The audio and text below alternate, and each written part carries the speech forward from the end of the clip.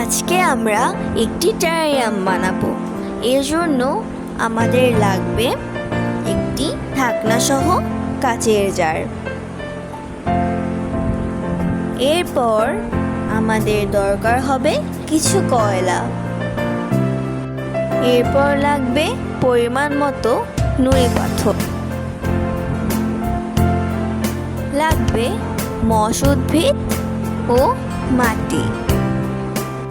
Terrarium বানানোর জন্য প্রথমে আমরা একটি জারে মাটির হাঁড়ির টুকরা দিয়ে দিলাম।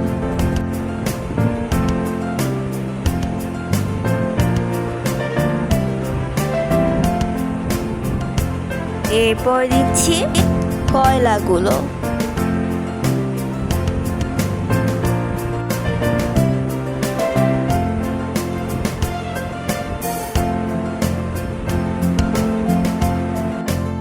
আপনারা নিশ্চয়ই দেখতে পাচ্ছেন আমি প্রত্যেকটি উপাদান সুন্দরভাবে সমান করার চেষ্টা করছি।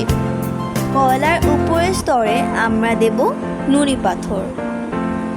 এবার এগুলো দিয়ে দিলাম।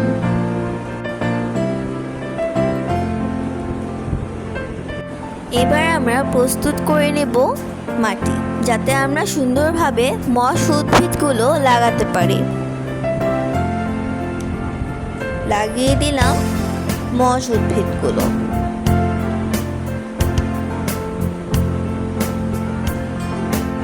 এরপর আমি পানি স্প্রে করে দিলাম। ব্যাস, তৈরি হয়ে গেল আমার সুন্দর টেরারিয়াম।